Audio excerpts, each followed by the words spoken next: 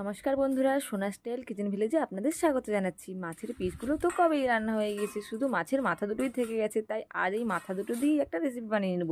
সবার প্রথম মাথাগুলো নুন হলুদ দিয়ে ম্যারিনেট করে তেলে ভেজে নিলাম। এইবার একটা মাঝারি সাইজের বেগুন নিলাম এবং এইভাবে ছোট ছোট আকারে কেটে নিয়েছি। আর একটা মাঝারি সাইজের আলুও এইভাবে ছোট ছোট করে কেটে নিলাম। অন্যদিকে মাছটাও প্রায় ভাজা হয়ে গিয়েছে। এই অবস্থাতে খুন্তির সাহায্যে মাছের মাথাগুলো এইভাবে হালকা হালকা করে ভেঙে আরো ভালোভাবে ভেজে নিলাম। এইভাবে মাছের মাথাটা ভেঙে নেওয়ারও কারণ আছে, সেটাও আমি বলে দিচ্ছি। এই তরকারিতে মাছের মাথাটা আলু বেগুনের সাথে একদম সুন্দরভাবে মিশে যাবে, তো সেই কারণে মাছের ভেতরটাও সুন্দরভাবে ভেজে নেওয়ার দরকার আছে।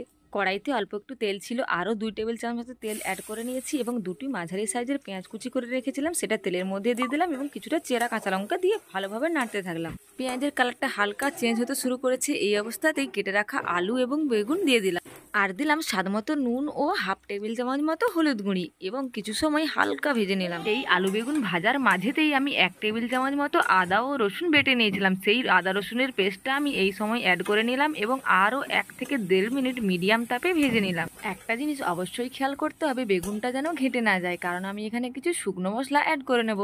এইবার দিয়ে দিচ্ছি মাঝারি সাইজের একটা টমেটোর কুচি, কাশ্মীরি লঙ্কার গুঁড়ো, গরম মশলার গুঁড়ো এবং অল্প একটু চিনি, আর সবকিছুকে খুব ভালোভাবে নাড়াচাড়া করে নিচ্ছি। কড়াইয়ের তাপটা মিডিয়ামের থেকেও কমিয়ে দিলাম এবং 2 থেকে 3 মিনিট ধরে নাড়াচাড়া করে নিলাম। এতে আমার শুকনো মশলাগুলো ভালোভাবে ভাজা হয়ে গেল এবং টমেটোর কাঁচা গন্ধটাও চলে গেল। এতক্ষণ নাড়াচাড়া করতে করতে সবজিগুলো কিন্তু হাফের বেশি সেদ্ধ হয়ে গিয়েছে, তাই এই অবস্থাতে আমি 2 কাপ মতো জল দিলাম। বেশি জল দিলে তরকারিটা খেতে বাজে লাগবে। জলের সাথে সবজিগুলোকে খুব ভালোভাবে নেড়ে চেড়ে নিলাম এবং মাছের মাথা দুটোও দিয়ে দিলাম। এইবার আবারও মাছের মাথার সাথে সবজিগুলো খুব ভালোভাবে মিশিয়ে নিলাম।